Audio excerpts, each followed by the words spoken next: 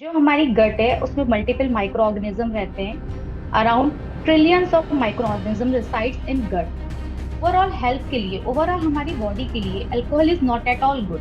तो ये गट को बहुत लीकी कर देता है। तब गट एक बार लीकी हो जाती है, उसके बाद ये कुछ टॉक्सिन्स प्रोड्यूस करते हैं because of alcohol. Alcohol itself is a toxin. Stomach की भी जो लाइनिंग होती है उसको ये इंजरी कराता है, जिससे एक्यूट गैस्ट्राइटिस होता है इन्फ्लेमेशन के कारण। And he will continue to take alcohol क्योंकि he became addict to it. कोई भी बंदा, कोई भी अ, अगर अल्कोहल ले रहा है, हैवी अल्कोहल ड्रिंक करे, तो उसका लिवर फैटी होने के 90 to 100% चांसेस है। तो इट ऑल डिपेंड्स कि आप कहाँ पे रुक जाते हो पीने से।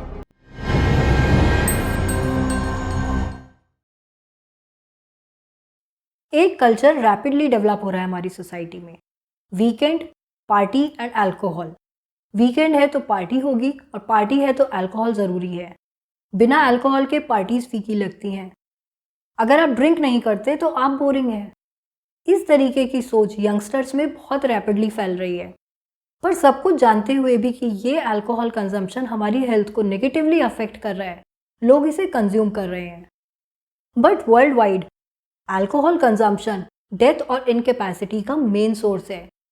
तो आज के हमारे इस हेल्थ कॉन्वर्जेशन के स्पेशल फर्स्ट एपिसोड में हमारे साथ जुड़ रही हैं gastroenterologist doctor Prachi Daga.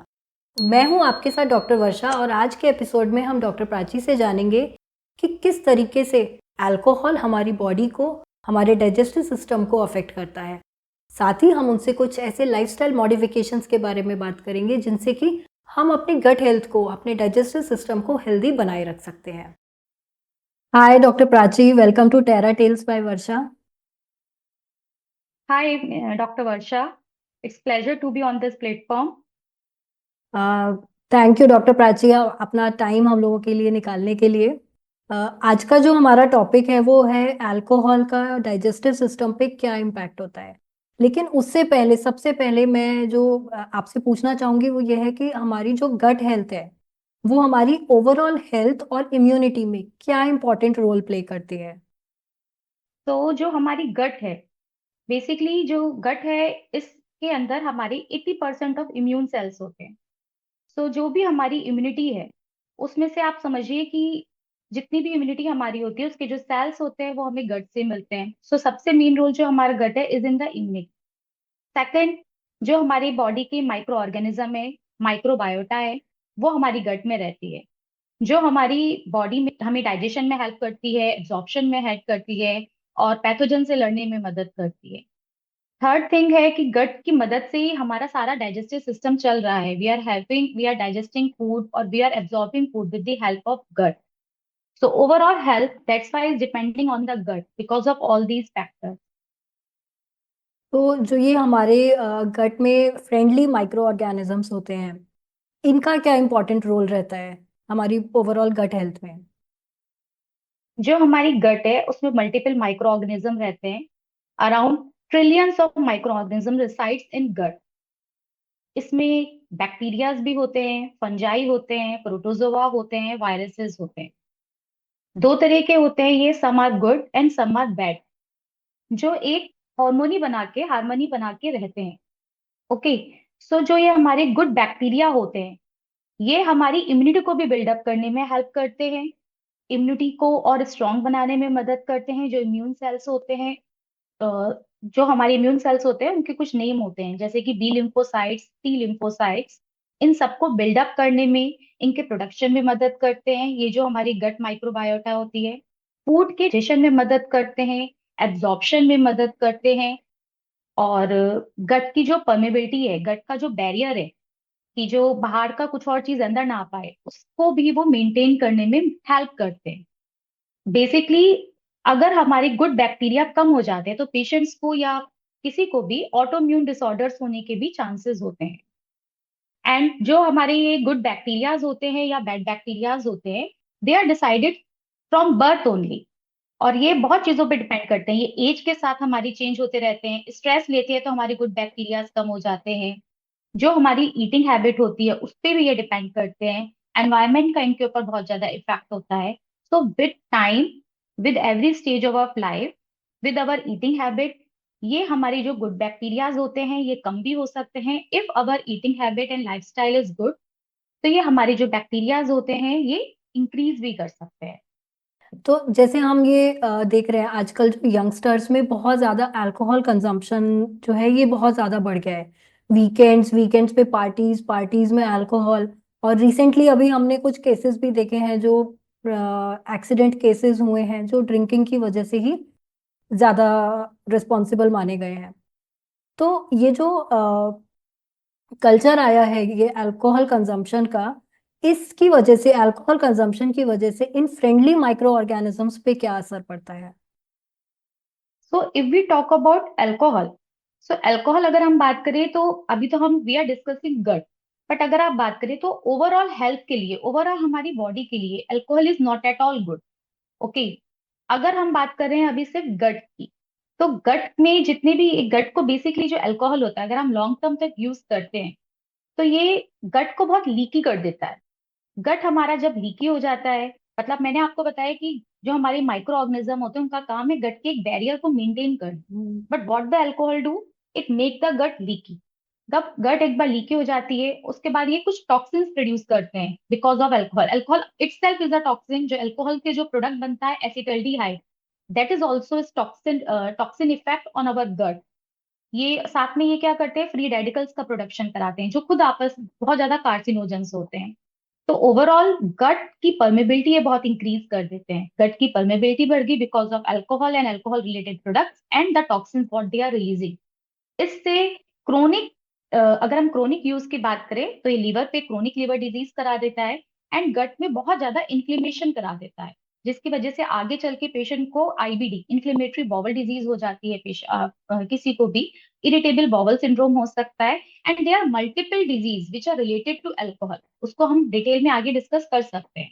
But dysbiosis क्योंकि क्रिएट कर देता है, ये डिसबायोसिस गुड बैक्टीरिया को कम करना, बैड बैक्टीरिया को बढ़ाना, इसकी वजह से सारे bowel related issues with chronic use of alcohol can occur in. तो ये शॉर्ट टर्म और लॉन्ग टर्म में क्या क्या इम्पैक्ट्स होंगे अल्कोहल के हमारे पूरे डाइजेस्टिव सिस्टम पे? सबसे पहली चीज तो यही है कि जब पेशेंट एक कोई भी जैसे किसी ने आज ड्रिंक किया या कल फिर से ड्रिंक किया, और इफ ही और she is taking alcohol continuously for 2 to 3 days और even with a single time, if we talk about food pipe जिसको हम अपनी लैंग्वेज में इसोफेगस बोलते हैं, वहां पे ये इंजरी करा देता है। वहां पे वहां की जो लाइनिंग है जिसको हम मिकोसा बोलते हैं उसको इंजरी कराता है, जिसकी वजह से रिफ्लक्स होने लग जाता है।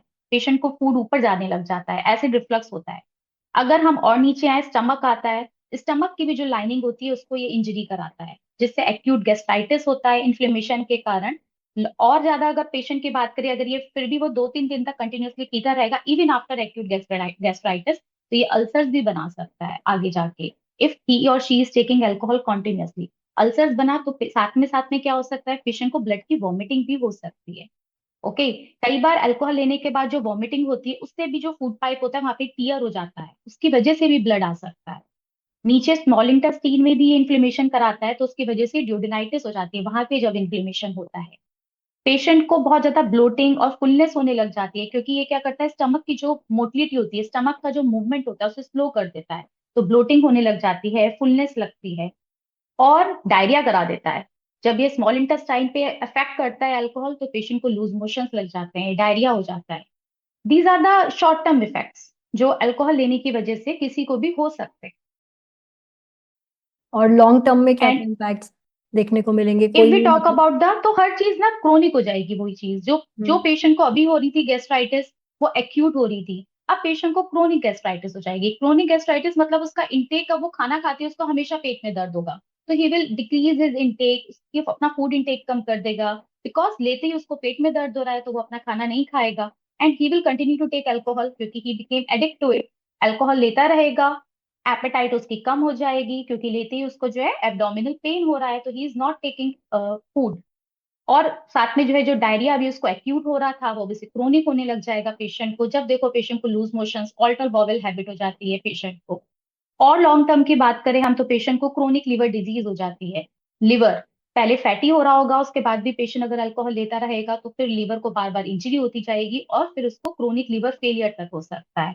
पैंक्रियाज भी होता है एक हमारा बॉडी में एक ऑर्गन जिसका काम होता है फैट को डाइजेस्ट करना। अल्कोहल कंटिन्यूअसली लेने की वजह से उसमें भी इन्फ्लेमेशन हो जाता है। पेशेंट को पहले पैंक्रेटाइटिस होगा जो एक्यूट होगा, and again if the patient continue to drink it can lead to chronic pancreatitis. Alcohol जैसे हमने बताया कि उसमें बहुत ज्यादा एंटीऑक्सीडेंट्स होते हैं, वो खुद भी एक तरह का प्रोडक्ट है जो कैंसर करा सकता है, तो it can even lead to cancer. तो पेशेंट की हम बात करें तो फूड पाइप का कैंसर हो सकता है उसको, बॉवल का इंटेस्टीन का कैंसर हो सकता है उसको, लिवर कैंसर करा सकता है जो धीरे धीरे करके बढ़ेगा, पेंक्रियास का कैंसर करा सकता है। So these are the long term effect of alcohol. तो जैसे अभी आपने लिवर सिरोसिस या फैटी लिवर की बात करी, इसमें अल्कोहल का क्या रोल रहता है? देखिए, कोई भी बंदा कोई भी अ, अगर अल्कोहल ले रहा है, हैवी अल्कोहल ड्रिंकर है, तो उसका लिवर फैटी होने के 90 to 100% चांसेस, कि अगर आप अल्कोहल ले रहे हैं, हैवी ड्रिंकर हैं, तो you will definitely your liver will become fatty. उसमें कोई इशू नहीं, कि ऐसा नहीं कहेंगे कि हम ले रहे थे हमें फैटी नहीं हुआ, बट फैटी आपका लिवर होगा। उसके बाद की अगर हम बात करें कि फैटी लिवर के बाद जो सेकंड स्टेज होती है जिसको हम अल्कोहल रिलेटेड हेपेटाइटिस बोलते हैं, उसके होने के चांसेस 30% होते हैं। उसके बाद लिवर सिरोसिस होने के चांसेस जो हैवी अल्कोहल ड्रिंकर है उनमें से वो 10% चांसेस होते हैं। तो इट ऑल डिपेंड्स कि आप कहाँ पे रुक जाते हो पीने से। These are the staging of the alcohol related disease. First it will cause fatty liver, then it will cause alcoholic hepatitis. Alcoholic hepatitis is also 90% reversible, and then it comes the liver cirrhosis. Liver cirrhosis is 100% irreversible. बस आप अगर वहां पे alcohol लेना रोकते हैं तो आप उसकी सीवियरिटी को कम कर सकते हैं। जो हमारी स्मॉल इंटेस्टाइन है, इसमें से जैसे न्यूट्रिएंट एब्जॉर्प्शन होता है ना, ये न्यूट्रिएंट एब्जॉर्प्शन क्या अल्कोहल इंटेक से अफेक्ट होता है? बहुत ज्यादा इफेक्ट करता है। बहुत ज्यादा अल्कोहल जो है न्यूट्रिएंट न्यूट्रिएंट डेफिशिएंसी कराता है। जिंक की डेफिशिएंसी करा देता है अल्कोहल, विटामिन डी की डेफिशिएंसी कराता है। विटामिन डी तो बहुत ज्यादा डेफिशिएंट कराता है। Vitamin B 1 thiamine, vitamin B 2 riboflavin, vitamin B 6 pyridoxine, vitamin B 12 cobalamin, ये सारे विटामिन की डेफिशिएंसी कराता है। विटामिन सी एस्कॉर्बिक एसिड की डेफिशिएंसी कराता है। इवन जो हमारे पास अल्कोहलिक पेशेंट्स आते हैं, हम उनको ये विटामिन पहले से रिप्लेस करते हैं, बिकॉज फॉलिक एसिड की डेफिशिएंसी कराता है, क्योंकि सारे विटामिन की ये एब्जॉर्प्शन कम कर देता है। एंड उनकी बहुत ज्यादा डेफिशिएंसी कराने की वजह, विटामिन बी 12 की डेफिशिएंसी कराने से तो पेशेंट्स को एनकेफेलोपैथी भी हो जाती है।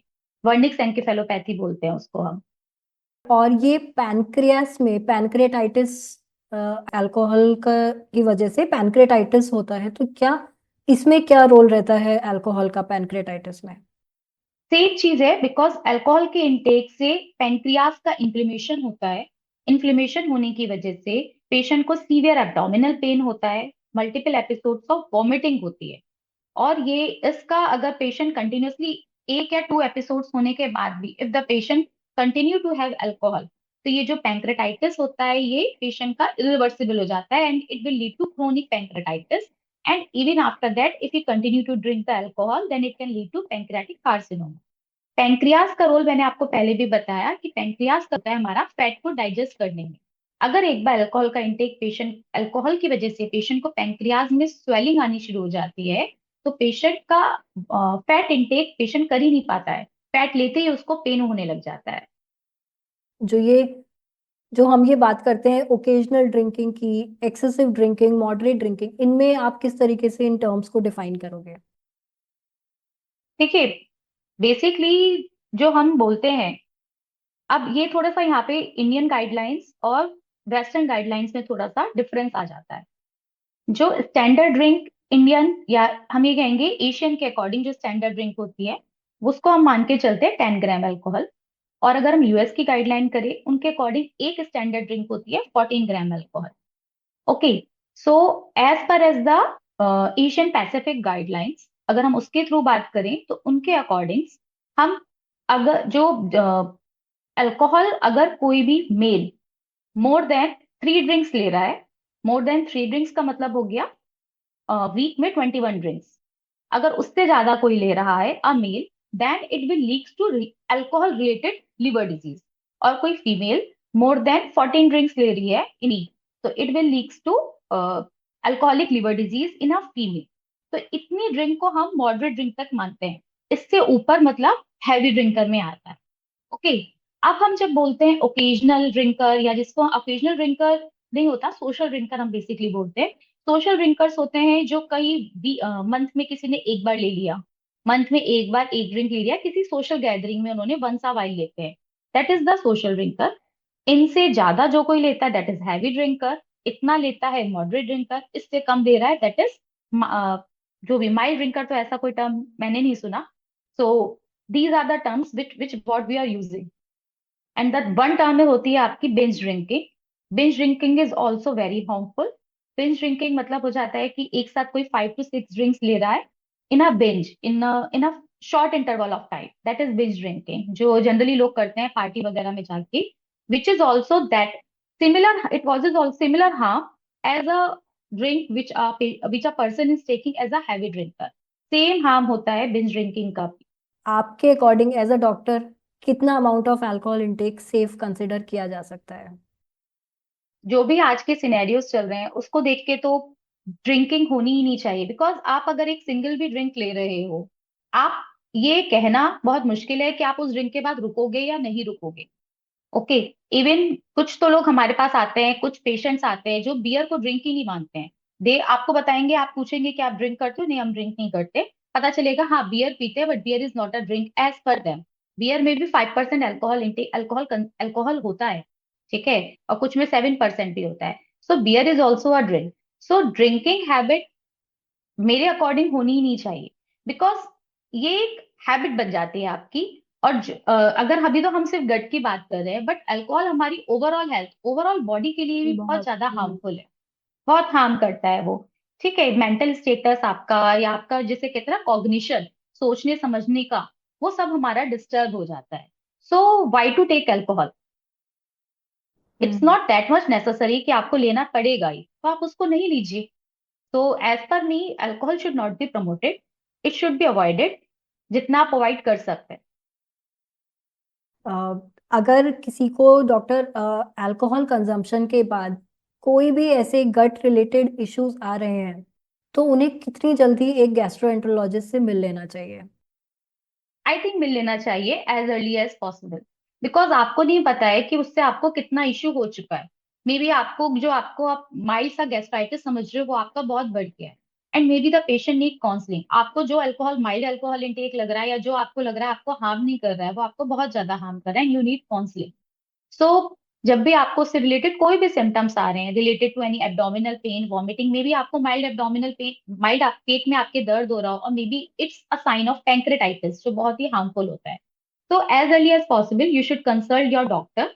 अगर आपको कभी भी कोई हेल्थ रिलेटेड इश्यूज आ रहे हैं बिकॉज ऑफ अल्कोहल। कई बार तो जब हम टेस्ट कराते हैं तो पता चलता है कि पेशेंट को जॉन्डिस हो गया, and patients relatives are not knowing that the person is suffering from jaundice.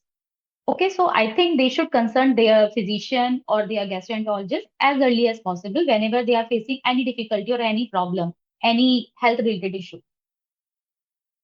अ, अगर कोई पेशेंट जो एडिक्टिव है बहुत ज़्यादा अल्कोहल के लिए और वो अगर चूज करता है कि अब मुझे क्विट करना है अल्कोहल ना, उसकी जो पूरी गट सिस्टम जो डिस्टर्ब हो रखा है उसको रिकवर होने में कितना टाइम लगेगा?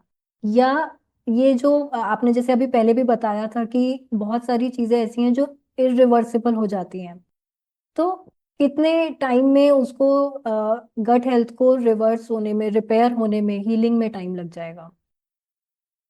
देखिए, वैसे तो 3 वीक्स में गट रिकवर हो सकती है, बट इट ऑल डिपेंड्स कि कितना डैमेज हो गया है।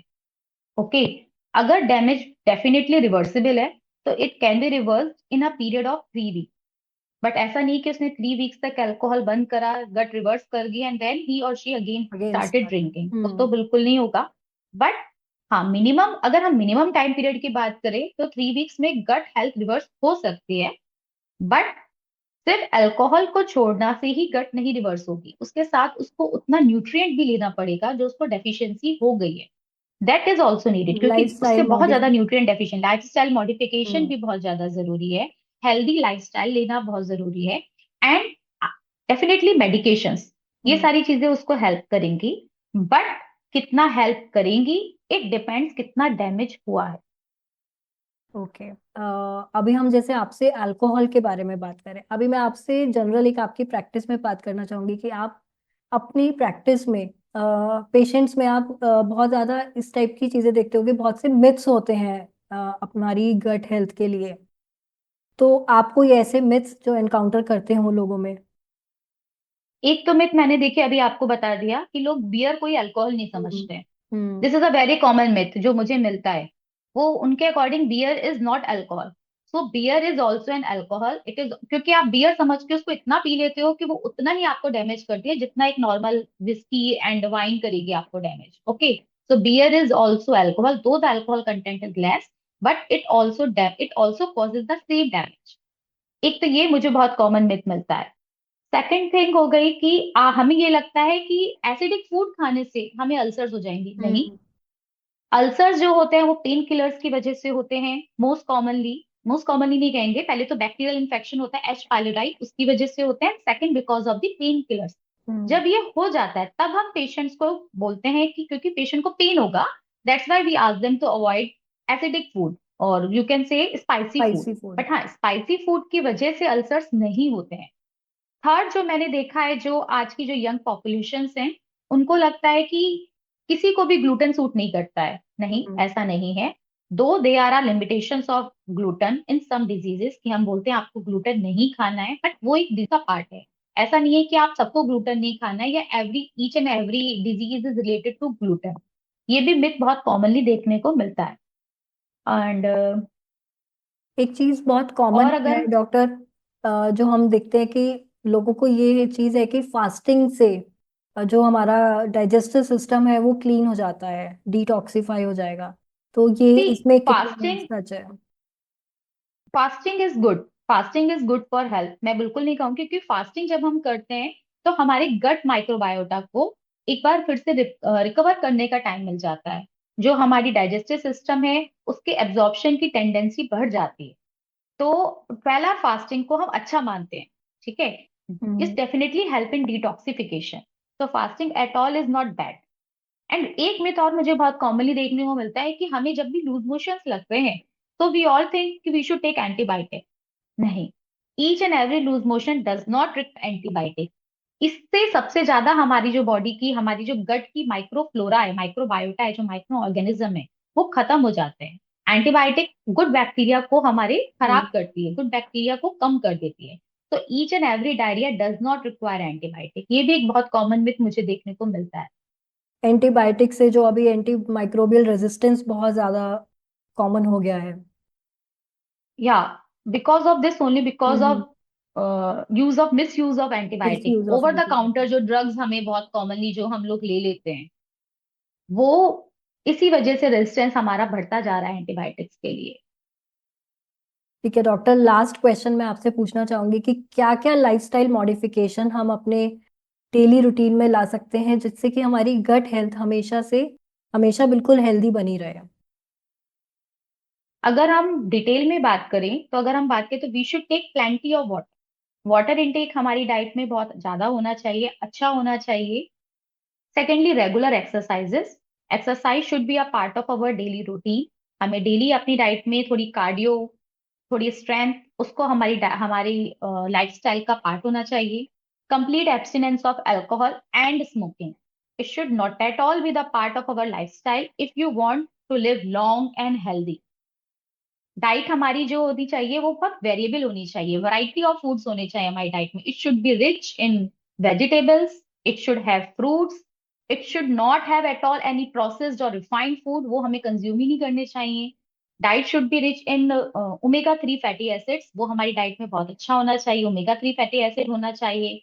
एंड ऑलिव ऑयल, जिसको हम बोलते हैं मोनो अनसैचुरेटेड फैटी एसिड, वो भी हमारी डाइट का पार्ट होना चाहिए। फाइबर इनटेक भी हमारी डाइट में अच्छा होना चाहिए, at least we should take, ideally तो 30 ग्राम तक फाइबर हमें लेना चाहिए, बट एटलीस्ट 20 ग्राम तक तो फाइबर हमें लेने की कोशिश करनी चाहिए डाइट में। And proper 8 hour sleep, that is must, वो हमें जरूर करनी चाहिए। तो thank you doctor Prachi for coming to our show, और हमारे को इतनी अच्छी, इतनी वैल्यूएबल एजुकेशनल इंफॉर्मेशन हमारे साथ शेयर करने के लिए। Thank you so much. Thank you doctor Varsha, may be जो भी मैंने अभी इंफॉर्मेशन दी है वो आपके व्यूअर्स को कुछ हेल्प करे। Thank you so much for asking me to join on you here, and it's of great pleasure to be the part of your show. Thank you so Thank you much. so much, Dr. Prachi.